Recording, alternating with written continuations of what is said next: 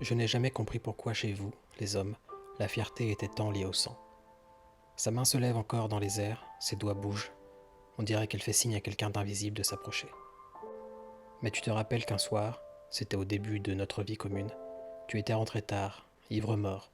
Tu avais fumé, je m'étais endormi. Sans dire un mot, tu as baissé ton pantalon. Je me suis réveillé, mais j'ai fait semblant de dormir profondément.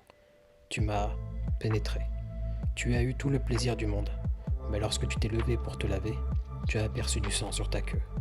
Furieux, tu es revenu et tu m'as battu au beau milieu de la nuit, juste parce que je ne t'avais pas averti que j'avais mes règles. Je t'avais sali, ricana-t-elle. J'avais fait de toi un impur.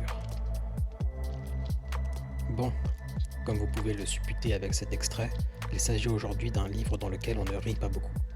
Premier roman en langue française de l'écrivain franco-afghan Atik Raimi, Cinq et Sabour, Pierre de Patience, narre le récit d'une femme qui raconte l'histoire de sa vie à son mari pendant qu'il est dans le coma. Dans un pays en guerre que l'on peut supposer être l'Afghanistan, le dit mari est un combattant qui a été touché par une balle et reste depuis allongé les yeux ouverts sans dire mot. Sa femme va donc en profiter pour lui révéler ses secrets et nous apprendre à nous, lecteurs, les horreurs de la vie d'une femme à qui l'on choisit de tout prendre par la force. Gorgée de sujets tabous que l'auteur avait besoin d'expier, la mise en situation peut être vue comme une immense métaphore de la place de la femme dans la société, puisqu'elle ne peut parler librement et purger ses passions qu'à la grâce du coma de son mari.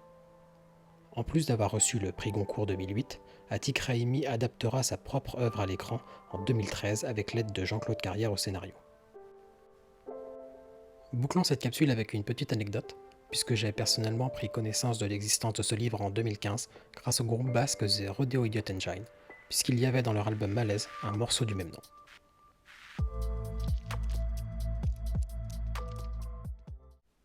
Pour d'autres recommandations littéraires ou culturelles, rendez-vous sur le blog vagabondcosmique.fr ou sur la page Instagram du même nom.